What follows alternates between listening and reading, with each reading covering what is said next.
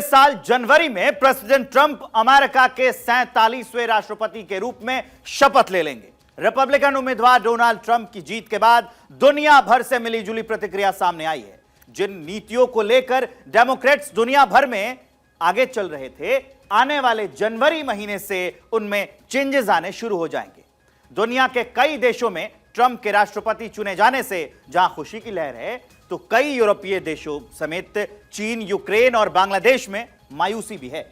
आलम यह है कि भारत में भी मोदी के दोस्त के आने से लोग खुश हैं। ज्यादातर लोग ट्रंप के साथ हैं। मेजॉरिटी वोट और कमला हैरिस के पक्के वोट भी ट्रंप को मिल गए। आखिर 4 साल बाइडेन हैरिस ने ऐसा क्या कर दिया कि ट्रंप को सीनेट का वोट भी मिल गया है। मेजॉरिटी वोट भी ट्रंप के साथ आ गए हैं।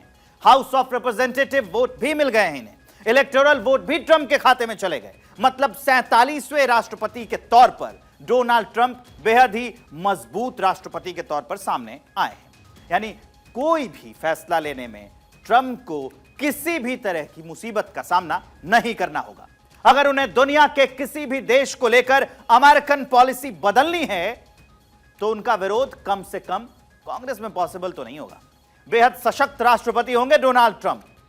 तो क्या ट्रंपिज्म बदल देगा वर्ल्ड का ऑर्डर? देखिए,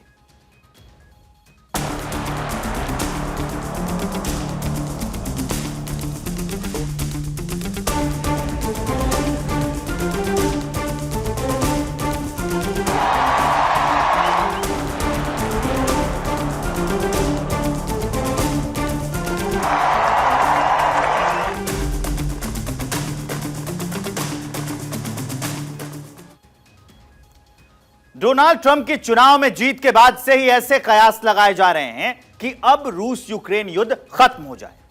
ट्रंप ने अपने चुनाव अभियान के दौरान कई बार कहा कि वो राष्ट्रपति बनते ही इस युद्ध को खत्म कर देंगे।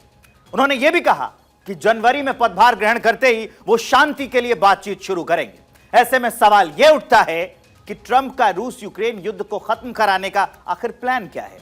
इसके अलावा यह भी अहम सवाल है कि क्या इस प्लान पर रूस और यूक्रेन दोनों के दोनों देश सहमत होंगे।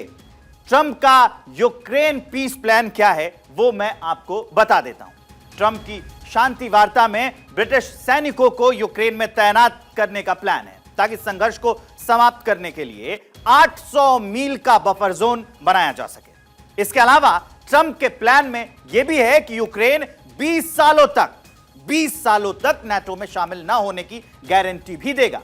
इसके बदले में पुतिन को फिर से आक्रमण करने से रोकने के लिए अमेरिका यूक्रेन को हथियार देना जारी रखेगा। लेकिन अमेरिका बफर जोन को लागू करने के लिए सेना नहीं भेजेगा और ना ही मिशन के लिए अमेरिका डॉलर खर्च करेगा। यह सारी बातें होंगी। रूस यूक्रेन युद्ध को खत्म कराने के लिए पुतिन अमेरिका की तरफ देखते नजर आ रहे हैं।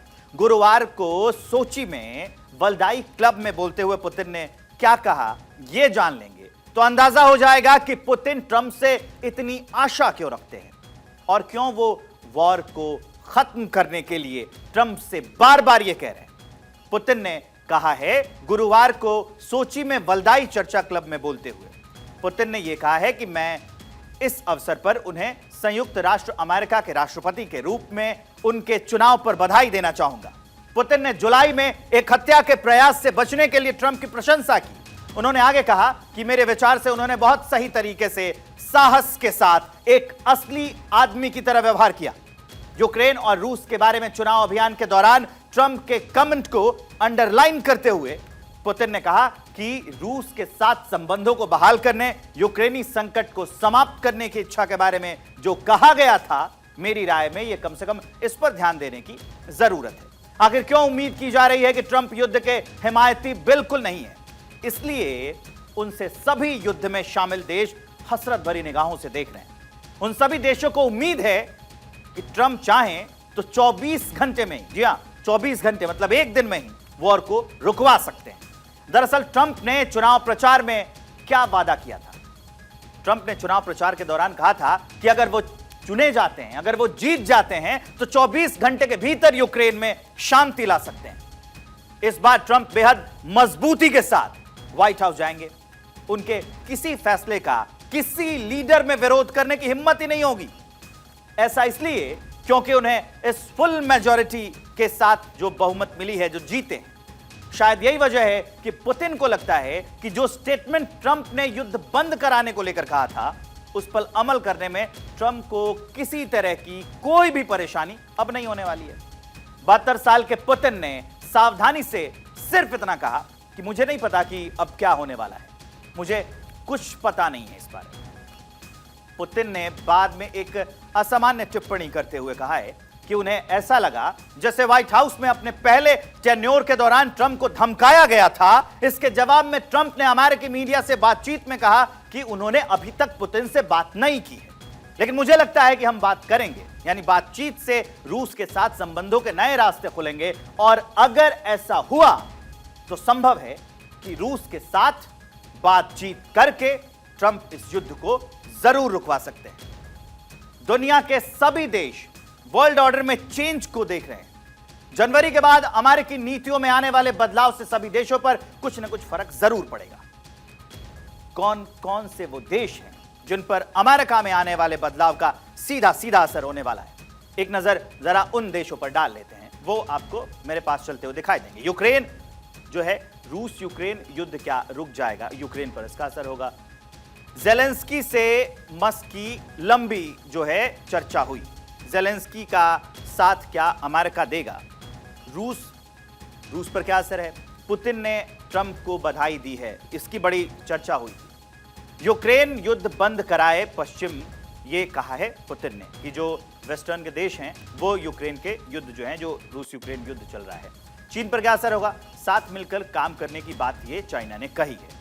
भारी टैरिफ का खतरा चीन पर मंडरा रहा है। इजराइल पे क्या असर होगा वो भी मैं आपको बता रहा हूं। नेतन्याहू ने ट्रंप को मजबूत नेता बताया है कि ट्रंप मजबूत नेता है, तो कई जो बयान होते हैं उससे आप अंदाजा लगा सकते हैं कि क्या रुख रहने वाला है। अगर इजराइल के जो नेतन्याहू हैं वो ट्रंप को मजबूत नेता बता रहे हैं, मतलब कि बातें सामान्य हैं, अमेरिका से रिश्ते ऐसे रहने वाले हैं। ईरान की मुश्किल क्या अब और ज्यादा बढ़ जाएगी? इससे यह भी सवाल बनता है।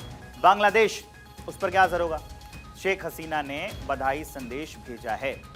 क्या शेख हसीना की देश वापसी होगी कितने बड़े हंगामे, बदलाव और तख्ता पलट के बाद? पाकिस्तान में क्या असर होगा? इमरान की रिहाई होगी क्या? यह भी सवाल बनता है। ट्रंप के चुने जाने के बाद इमरान समर्थक गुहार लगा रहे हैं राष्ट्रपति ट्रंप से, जो होने वाले राष्ट्रपति हैं ट्रंप, उनसे। अमेरिकी चुनाव में डोनाल्ड ट्रंप कमला हैरिस को पछाड़कर अमेरिका के 47वें राष्ट्रपति बन गए। ट्रंप के राष्ट्रपति बनने पर पीएम मोदी ने बधाई दी और विश्व शांति के लिए मिलकर काम करने की इच्छा जताई। इसके कुछ घंटे बाद ही डोनाल्ड ट्रंप और पीएम मोदी की फोन पर बातचीत हुई।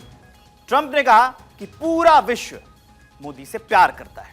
रिपब्लिकन पार्टी के उम्मीदवार डोनाल्ड ट्रंप के अमेरिका के 47वें राष्ट्रपति चुने जाने के तकरीबन 3 घंटे बाद, महज 3 घंटे बाद प्रधानमंत्री नरेंद्र मोदी ने उन्हें बधाई दे दी और 12 घंटे बाद ही दोनों नेताओं के बीच में टेलीफोन पर बातचीत हो गई।